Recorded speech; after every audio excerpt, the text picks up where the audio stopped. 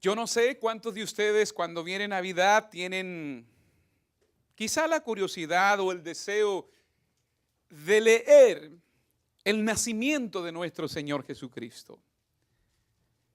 Pero le hablo por mi persona. Cuando llega Navidad, acostumbro leer siempre en el Nuevo Testamento el nacimiento de Jesús.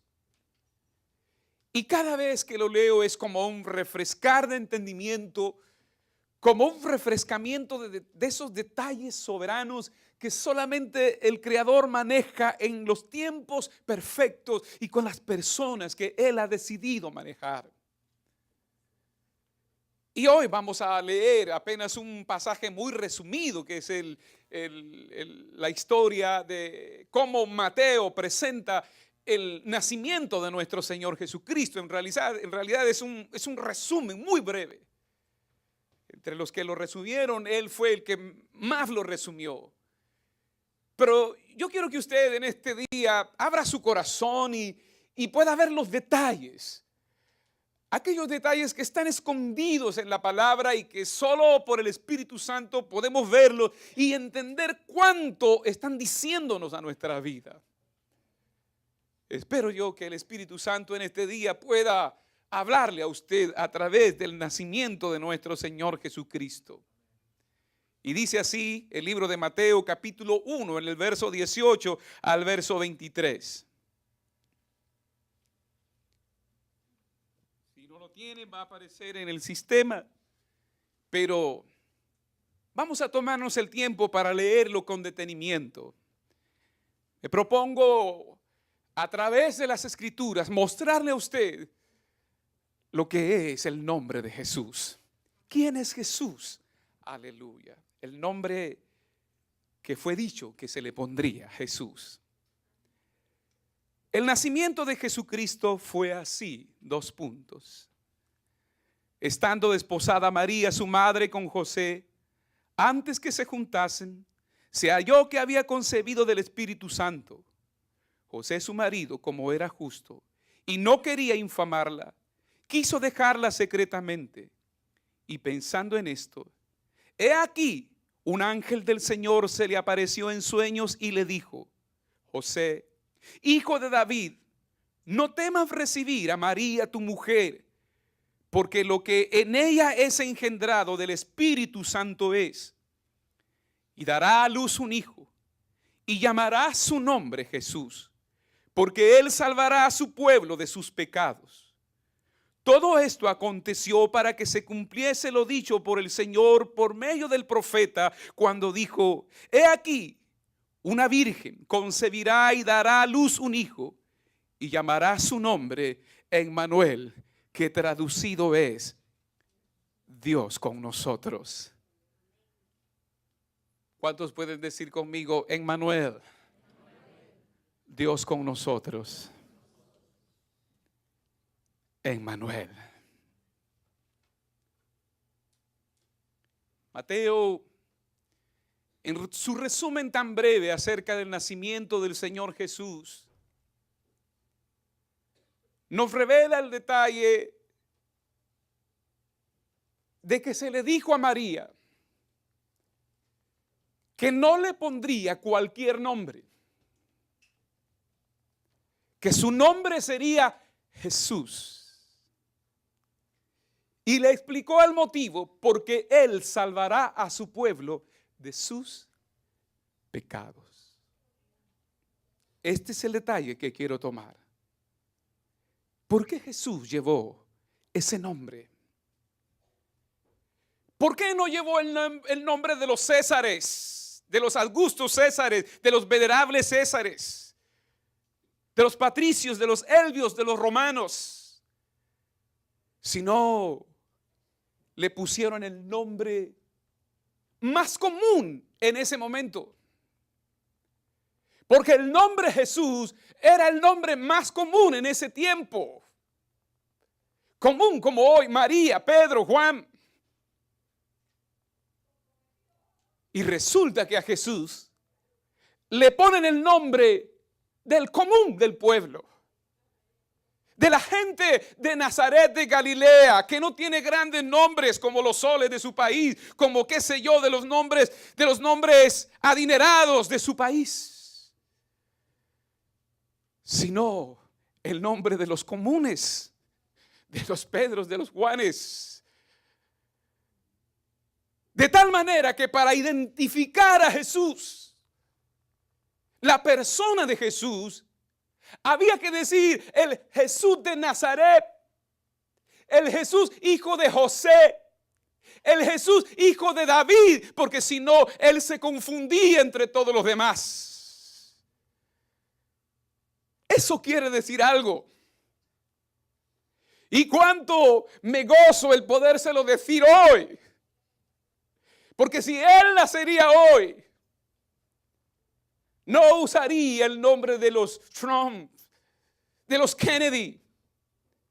Usaría el nombre quizás suyo, el apellido suyo, el más común, para demostrarnos que él es sencillo en su naturaleza y que él no tiene pretensiones de grandeza. Así el Señor se identifica con nosotros, hermanos, en nuestros niveles más bajos.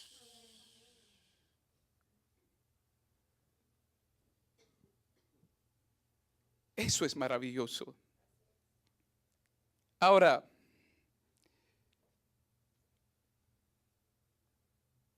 quiero decirle hoy que este nombre que vino del Padre, porque no lo pensaron María y José, como algunos de nosotros cuando nacen a nuestros hijos, queremos ponerle Omar León Américo. Nombres que rimen, nombres que suenen bien, ¿verdad que sí? Porque lamentablemente nuestra ignorancia es grande y solo buscamos sonidos que rimen y que se escuchen bien. Pero el Padre no pone nombres así. El Padre pone nombres por lo que uno significa, por la naturaleza de uno, por el propósito y la misión para la que nacimos nosotros. Porque en el nombre de Jesús estaba la naturaleza de Él, el carácter de Él y el propósito y la misión de Él. Se dijo, se llamará su nombre Jesús, porque su nombre se deriva del... Bueno, Jesús es la palabra griega, la palabra traducida griega de la palabra hebrea Yeshua o Yoshua, que quiere decir la salvación es de Dios, el Dios que salva. Eso quiere decir Yeshua o Yoshua, en griego Jesús. La salvación es del Señor y Él es el Dios que salva. Por eso es que Él llevaba el nombre de Jesús. ¿Saben ustedes que Jesús a algunos de sus discípulos les cambió el nombre? ¿Verdad que sí? Porque el nombre que sus padres les pusieron era débiles. Como en el caso de Pedro, Simón, una caña tostada, seca. Y Él le dijo, no te llamarás más así, Pedro. Que digo Simón, sino Pedro, una piedra. ¿Habrá alguna diferencia entre una piedra y una caña tostada y seca? Por supuesto que sí. Su nombre se llamaría Jesús. Amén. Y decir el nombre de Jesús en nuestras canciones, decir el nombre de Jesús en nuestras oraciones, en nuestras alabanzas, hermanos, es lo más grande y lo hermoso que uno puede decir. Lo que pasa es que estamos memorizados, lo que pasa es que estamos hipnotizados, lo que pasa es que estamos dormidos y decimos su nombre como cualquier cosa. Pero decir su nombre en el sentido de lo que el Padre dijo, se llamará su nombre, porque Él te salvará a ti de la miseria, porque Él traerá la salvación sobre tu vida. Significa, hermanos, cantarle al más grande, al más alto, al más sublime. Y solo decir su nombre, a mí me derrite el corazón. Muchas veces no he tenido otra cosa más que decir: Jesús, Jesús, eres el más hermoso. O si no, nótelo usted en este ambiente en el que nosotros vivimos ahora de la Navidad. La actitud cambia. La atmósfera cambia. La gente va, compra regalos, se regalan unos con otros, se dicen feliz Navidad, luces, colores en las casas. Hay un efecto en la atmósfera. Solo por Merry Christmas hay un efecto, pero eso pasará.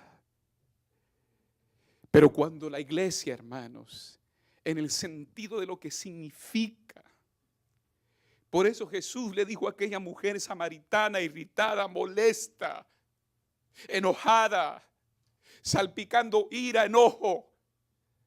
Le dijo: como tú, siendo judío, me pides a mí de beber, que soy mujer samaritana.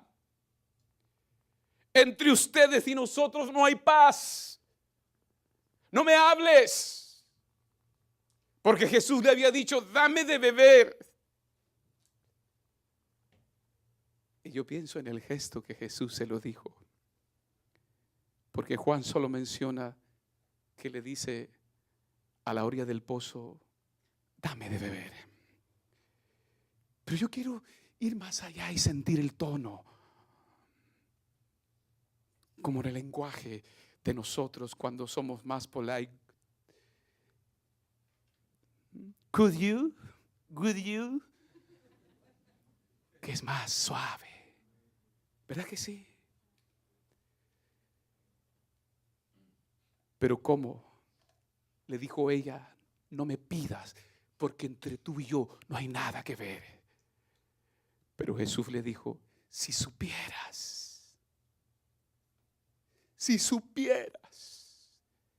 si abrieras tus ojos, si tu mente entendiera, si tu corazón se abriera y conocieras el don de Dios, y quién es el que te dice: dame de beber, tú le pedirías a Él y Él te daría agua viva.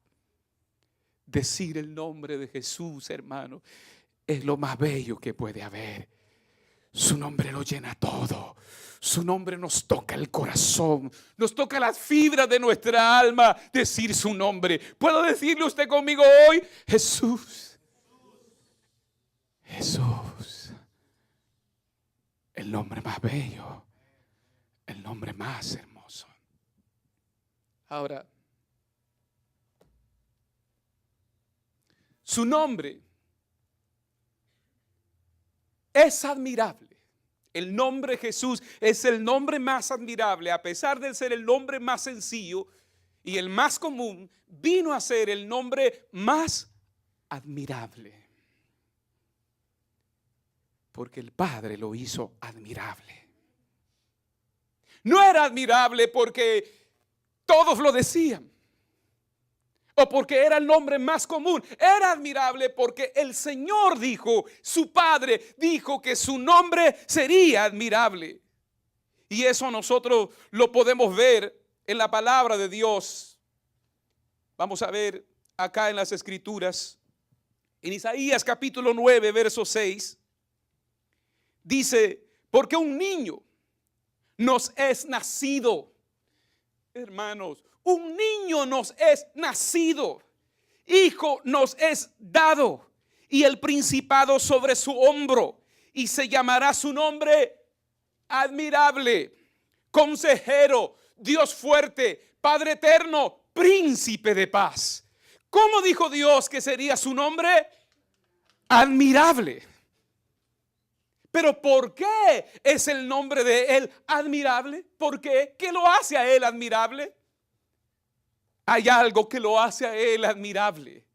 Es su belleza y su santidad. La belleza de ese nombre y la santidad y la pureza de ese nombre lo hacen admirable, de manera que lo podemos ver y lo podemos decir y sentirlo, porque es el nombre más puro y santo que jamás en la tierra se haya pronunciado. En el libro de los Salmos, en los Salmos proféticos, los salmistas recibieron la revelación de por qué Él era admirable. Y en el Salmo 45, versos 2, y luego saltamos al 7 y 9, nos dice así, hablando del nombre de Jesús. El salmista dice en la profecía para el Mesías, dice: eres el más hermoso de los hijos de los hombres. La gracia se derramó en tus labios. Por tanto, Dios te ha bendecido para siempre. ¿Qué dice que es? Es el más hermoso de los hijos de los hombres. No hay nadie como Él. Nadie. Sabemos que hay muchos hombres hermosos y mujeres hermosas, pero en la profecía, en la revelación, Él lo ve como el más hermoso de los hijos de los hombres, y como la gracia de Dios se derramaba para Él. Y en el verso 7 y 9 dice: la santidad de Él, has amado la justicia y aborrecido la maldad. Por tanto, te ungió el Dios tuyo con óleo de alegría más que a tus compañeros. Mirra, aloe y casia exhalan todos tus vestidos. Desde palacios de marfil te rodean. Hijas de reyes están entre tus ilustres. Está la reina a tu diestra con oro de Ofir. Esa es la descripción de por qué Él es admirable. Es admirable. Dice la escritura acá que Él amó la justicia y aborreció la maldad. Describe su santidad. Nunca sus labios hablaron mentira alguna. Nunca sus labios hablaron cosa vana y cosa perversa alguna. Aun cuando sus enemigos, hermanos, lo mataban, lo herían, se burlaban, lo escarnecían. Y aún en la cruz crucificado, ¿qué dijo Él en su belleza? La belleza de su interior, la belleza del hombre que era Él por dentro. Dijo: Padre, perdónalos, porque no saben lo que hacen. Ni aún así los maldijo. Yo sé que usted y yo haríamos cosas diferentes, pero Él, en la belleza de su santidad, en la hermosura, en lo que Él exhala, en lo que Él saca para afuera, es acacia, es perfume. Así lo ve Él. Tus vestidos exhalan perfume. Por eso los que adoramos en su presencia, hermanos, sabemos que cuando su presencia viene, es un perfume que llena nuestras vidas, hermanos, llena nuestra casa. Esa es la razón por la que se dijo: se llamará su nombre admirable, porque en Él no hay mancha, no hay nada imperfecto. Denle un aplauso al nombre de Jesús, hermano. Aleluya.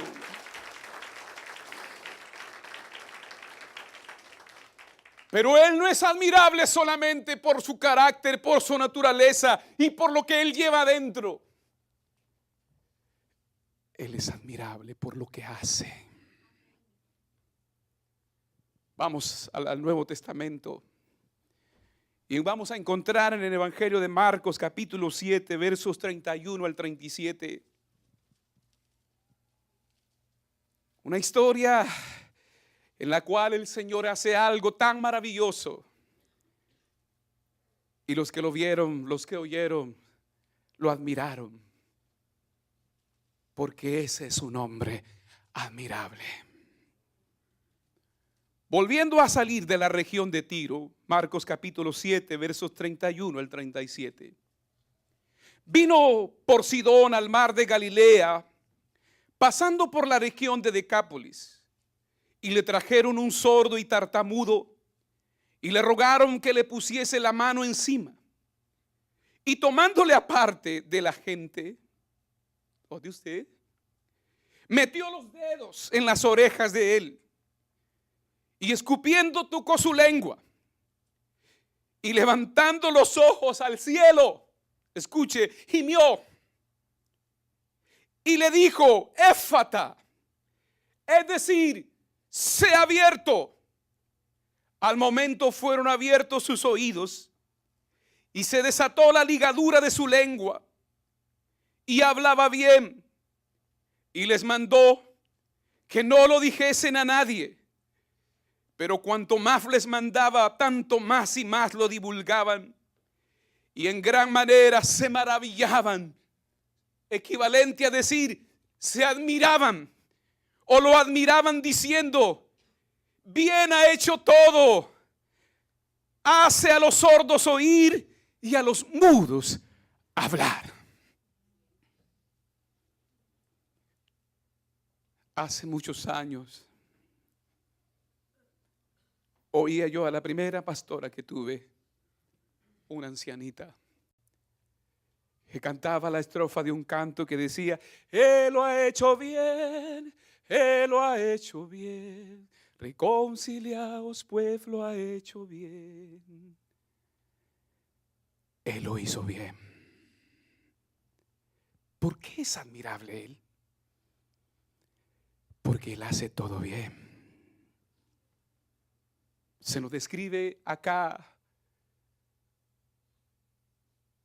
a una persona sorda y muda, que el pasaje nos arroja muchos detalles diciéndonos que era una ligadura, una atadura, pero el admirable estaba ahí, el que hace las cosas bien estaba ahí, y se lo trajeron para que lo tocara. Pero él hizo más que tocarlo. Dice la palabra que puso sus dedos. Oh Señor, ojalá y Él ponga sus dedos en nuestras orejas hoy y en la lengua de muchos de nosotros hoy. Puso sus dedos, escupió, y aquí está, gimió. ¿Qué quiere decir eso? Se le estremecieron las entrañas. Saltó el espíritu dentro de él por la compasión. Su ser se derramó por dentro, gimió. Cuando una persona gime, hermanos, no tiene control interno de lo que hace. Así fue él, gimió por dentro. Gimió por la liberación de este niño o de este joven o de este hombre. Gimió y dijo: Éfata, sean abiertos. Y al instante dice la palabra que los oídos le fueron abiertos, porque el admirable estaba allí, y los que lo vieron y lo oyeron dijeron: Él lo ha hecho bien, Él lo ha hecho bien, Él lo ha hecho bien. Oh, sanó al sordo y al mudo, lo hace bien. Él lo ha hecho bien contigo, hermana. Él lo ha hecho bien con usted, salvándolo, ayudándolo, rescatándolo. Él lo hace bien. Él lo hace bien. Esa es mi alegría. Y esa es mi confianza, que Emmanuel está conmigo y Él todo lo hace bien. Diga conmigo: Jesús todo lo hace bien. Hace a los mudos hablar y a los sordos oír. Éfata, hermano.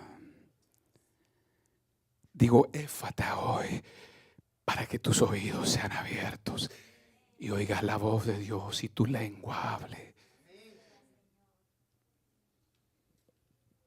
Puede darle un aplauso al nombre de Jesús. Amén.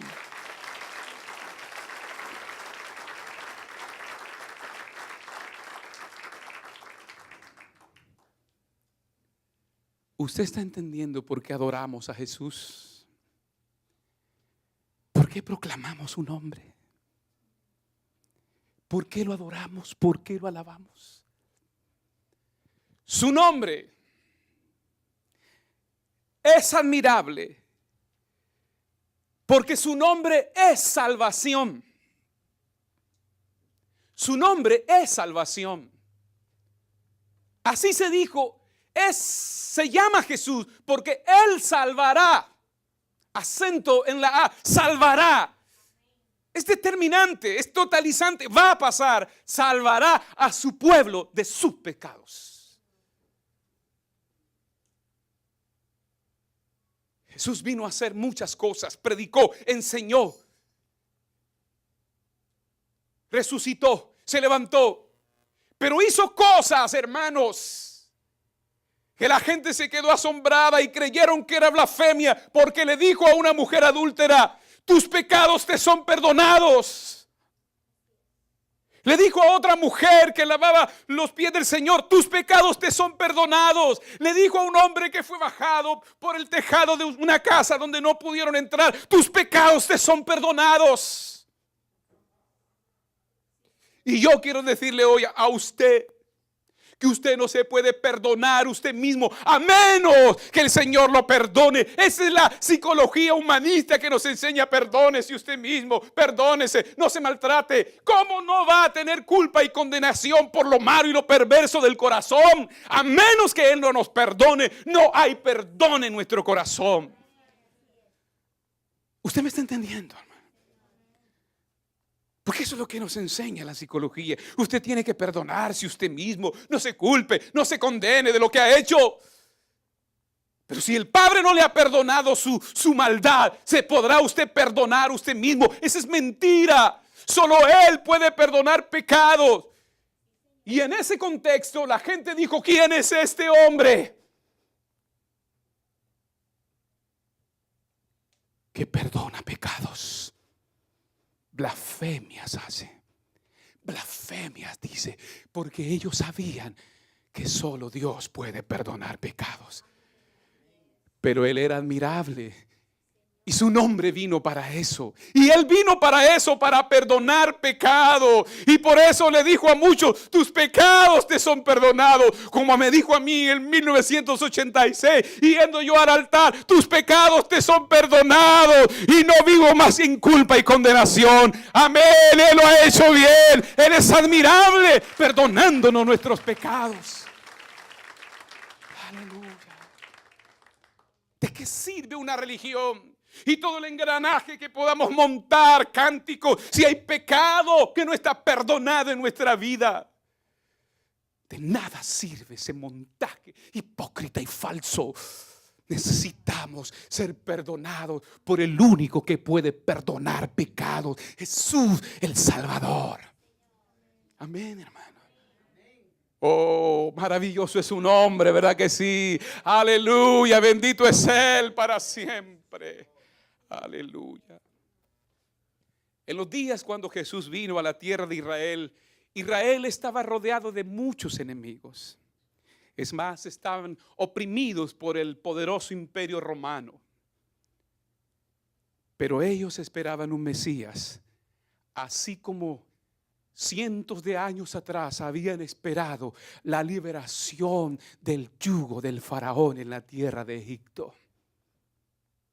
De esa misma manera como clamaban en los días de la opresión de Faraón, en esos mismos días ellos clamaban a Dios, esperando por el Mesías, por el libertador, porque los profetas habían dicho que se levantaría uno que traería en sus hombros la autoridad y en su brazo el cetro de justicia, para establecer un reino de paz sobre Israel.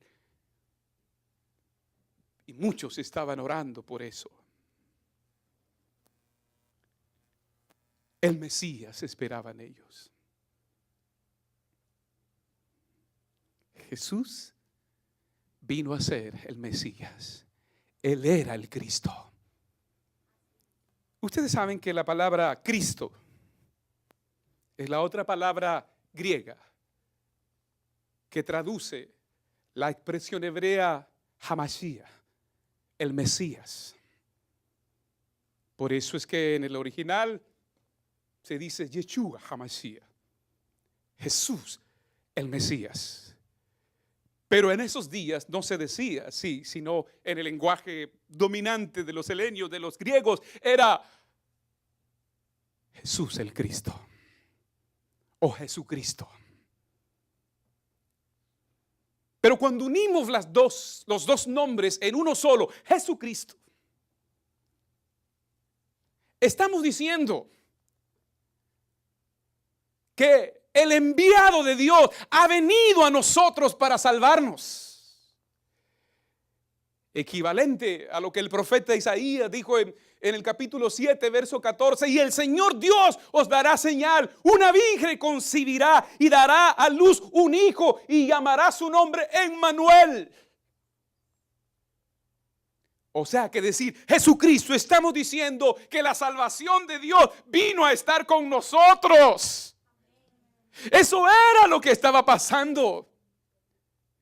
Lo que pasa es que, como le vuelvo a decir, nosotros, hermanos, despistados y como ignorantes de las cosas de Dios, como que no causa nada eso en nosotros. Pero el que entiende estos misterios en el espíritu, hermano, le suben, hermano, le suben las fuentes de su corazón, porque entiende que el hombre no se puede salvar a sí mismo, que necesitaba un Salvador, un Mesías, y el Mesías había venido. Dios había prometido salvación para su pueblo de sus pecados y de sus enemigos. ¿Usted escuchó eso? Dios había prometido libertar a su pueblo de sus enemigos y de sus pecados, o de sus pecados y de sus enemigos. ¿Usted tiene enemigos? ¿Es su vecino enemigo? ¿Es su compañero de trabajo su enemigo? Posiblemente usted tenga enemigos. No se preocupe por eso. El Señor esparce a nuestros enemigos y usted los buscará y no los hallará, porque Él nos salva de nuestros enemigos. ¿Usted lo cree? No se preocupe por esos que le lancen maldiciones, que le digan Jehová es la salvación suya de sus enemigos, que le hacen la cara aquí, que te voy a... Haga lo que quiera. Jehová es escudo alrededor de mí. Aleluya. La profecía decía de esta manera en Isaías capítulo 9, verso 1 al 7, que fue lo que leyó nuestro ministro acá en el altar al comenzar el servicio. Sin haber pensado en esto, sin embargo, el Espíritu nos unía. Isaías capítulo 9, verso 1 al 7 nos dice así la palabra de Dios. El Señor está anunciándoles 700 años atrás, que vendría la liberación. Isaías capítulo 9, verso 1 al 7, y nos dice así: mas no habrá siempre oscuridad para la que está ahora en angustia, tal como la aflicción que le vino en el tiempo que livianamente tocaron la primera vez la tierra de Zabulón y la tierra de Neftalí. Pues al fin llenará de gloria el camino del mar, de aquel lado del Jordán, en Galilea de los gentiles. El pueblo que andaba en tinieblas vio gran luz. Los que moraban en tierra de sombra de muerte, luz le resplandeció sobre ellos. Multiplicaste la gente y aumentaste la alegría. Se alegrarán delante de ti como se alegran en la siega, como se gozan cuando reparten despojos, porque tú quebrantaste su pesado yugo y la vara de su hombro y el cetro de su opresor, como en el día de Madián. Porque todo calzado que lleva el guerrero en el tumulto de la batalla y todo manto revolcado en sangre será quemado. Pasto del fuego será. Porque un niño nos es nacido, hijo nos es dado, y el principado sobre su hombro, y se llamará su nombre admirable. Dios está prometiendo al Salvador. está prometiendo la salvación para Israel. Y la palabra se dice, ya vino una vez la aflicción. Ya vino una vez la oscuridad sobre la tierra de Neftalí y sobre la tierra de Zabulón. Y aunque aquella vez era liviana, pero ahora viene otra gran negrura, dice el Señor. ¿No lo puede ver usted? ¿No lo puede percibir usted la gran negrura sobre la tierra? ¿No lo puede ver usted la sangre derramada en nuestros tiempos? No lo puede ver usted que ni nuestros ancianitos están caminando seguros en las calles. No lo puede ver usted que ni nuestros niños están seguros en las escuelas porque los mismos maestros son abusadores. No lo puede ver usted la gran negrura que viene sobre la tierra. Y así dijo el Señor. Hay una gran negrura, una gran aflicción, pero aleluya, el Señor dice llenará de gloria el camino, aleluya, del Jordán, aleluya, la tierra de Galilea de los gentiles mirará gran luz, aleluya. Y me gozo, ¿sabe por qué? Porque el Señor no habló de Jerusalén, de Judea o de los pueblos cercanos a donde estaba el templo, sino habló de la Galilea de los gentiles. De que el camino del Jordán hacia el sur sería lleno de la gloria de Dios. Quizá usted no entienda esto. Quiero ayudarlo con la ayuda del Señor. Nazaret estaba al norte, en un pueblo muy pequeño, de gente simple, de gente sencilla, de campesinos. Ni siquiera del estatus medio, sino de lo más bajo. Pero había otra característica que hacía a Nazaret de Galilea, entre comillas, dudoso. Era que los asentamientos de los romanos estaban allí, apostados allí. Y mucha de la gente de los judíos, no sé si ustedes vienen de nuestros países y saben muy bien que cuando los soldados están sin hacer nada y apostados en los lugares, ¿qué hacen? Se meten con las niñitas, ¿verdad? De las jovencitas que se enamoran porque tienen armas los muchachos y andan bien bonitos ahí y se enamoran de los soldados. ¿O no lo vieron ustedes? Y eso fue poniendo en tela de juicio la integridad de los judíos en Nazaret. Y otro detalle más, era que estaba al borde de la frontera con Siria. Y entre los pueblos fronterizos hay problema, como lo podemos ver en nuestro país, que las fronteras con México, ¿qué hay? Narcotráfico, tráfico humano. Todo eso hacía deplorable la situación de los de Nazaret.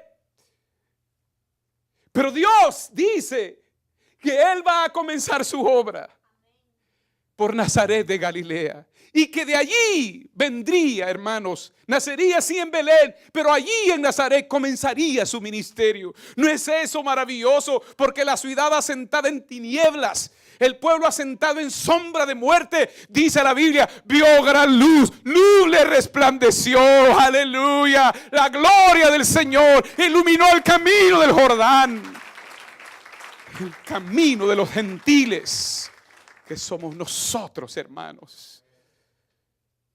Esto es maravilloso, hermano.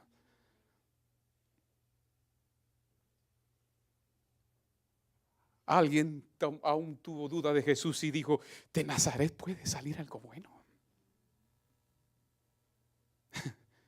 ¿Se acuerdan? Cuando Andrés quería presentarle a otro amigo y le dice, te quiero presentar a Jesús. ¿De dónde es? De Nazaret. Y él dice, ¿de Nazaret puede salir algo bueno? Pero el Señor había dicho que allí habría luz y que allí, hermanos, los que estaban en tristeza recogerían hermanos, recogerían la riqueza del Señor y se gloriarían como cuando viene la cosecha o como cuando se gana una batalla y se recogen despojos. Así habría alegría en Nazaret, como hay alegría en el corazón donde Jesús ha nacido de nuevo. Quiero avanzar para terminar con esto. El sacerdote Zacarías esperaba igualmente la venida del Mesías, pero lo que él no sabía, que Dios lo había escogido con su esposa Elizabeth para ser parte de este engranaje, de este evento de la venida del Mesías. En otras palabras, ellos fueron los padres de Juan el Bautista, y Dios le dijo a Zacarías lo que él iba a hacer con Juan el Bautista, que sería el precursor, que sería la voz que iba adelante preparándole el camino al Señor. Y cuando él ve por revelación esta gran verdad, y a 3 meses de que Jesús naciera, porque entre Juan y Jesús la diferencia eran 3 meses. Ustedes han leído la historia que cuando se le dijo a María que iba a concebir por el Espíritu Santo, ella se fue a los montes de Judea, a donde vivía Zacarías, para visitar a su pariente Elizabeth, que ella no sabía que había concebido también por el poder del Señor, porque ella era estéril y era anciana. No quiero decir por el Espíritu Santo, porque ahí sí intervino Zacarías, el viejito Zacarías. Todavía tenía potencia. Y Elizabeth salió encinta. Pero estoy tratando de coger y presentar este hecho de que cuando fue a visitar María a Elizabeth, dice la Escritura, dice la palabra, que nomás la saludó. Y la criatura de Elizabeth, Juan el Bautista, que estaba en su vientre, saltó. Aleluya. ¿Qué es lo que estoy diciendo yo? Él hace saltar las entrañas de nosotros. Juan el Bautista, hermanos, con 6 meses y con la salutación de aquel embrión que estaba en células todavía, pero que era Jesús, el hombre, en el vientre de María. Cuando oyó la salutación, dice que la criatura saltó. Y Elizabeth dice fue llena del Espíritu Santo y profetizó y habló un magnífico precioso de lo que iba a ser el Mesías. Son cosas maravillosas que le estoy diciendo ahora, que es bueno que usted las vuelva a leer en su casa y se goce con ellas. Pero quiero cerrar con esto. Entendiendo esto, también Zacarías, lleno del Espíritu Santo, profetizó de esta manera. Y escuche lo que dijo en Lucas capítulo 1, versos 68 y 75. Y aquí vamos cerrando. Dice: bendito el Señor Dios de Israel, que ha visitado y redimido a su pueblo, y nos levantó un poderoso Salvador en la casa de David su siervo, como habló por boca de sus santos profetas que fueron desde el principio, salvación de nuestros enemigos. ¿Qué estoy diciendo yo? Que el nombre de Jesús es salvación, salvación de nuestros enemigos y de la mano de todos los que nos aborrecieron, para hacer misericordia con nuestros padres y acordarse de su santo pacto, del juramento que hizo Abraham nuestro padre, que nos había de conceder que, librados de nuestros enemigos, sin temor le sirviéramos en santidad y en justicia delante de Él todos los días de nuestra vida. A 3 meses de nacer el Salvador, el que traía la salvación, Zacarías profetizó y dijo: bendito sea el Dios de Israel, que nos visitó y nos levantó un poderoso Salvador en la casa de David su siervo. Se acordó de los pactos hechos a Abraham su siervo, y como nos dijo: nos voy a librar de sus enemigos, para que sin miedo me sirvan y anden de mí en santidad y en justicia todos los días de su vida. Eso es lo que vino a hacer el Señor Jesús, hermanos. Nos libró. Hechos 4, 11 y 12 dice así: este Jesús es la piedra reprobada por vosotros los edificadores, la cual ha venido a ser cabeza del ángulo. Y en ningún otro hay salvación, porque no hay otro nombre bajo el cielo dado a los hombres en que podamos ser salvos. Fueron las palabras del primer mensaje que un hombre predicó después que el Señor Jesús se fue. Y fue dirigido única y exclusivamente a los judíos. Y que les dijo: en ningún otro hay salvación, porque no hay otro nombre debajo del cielo dado a los hombres en que podamos ser salvos.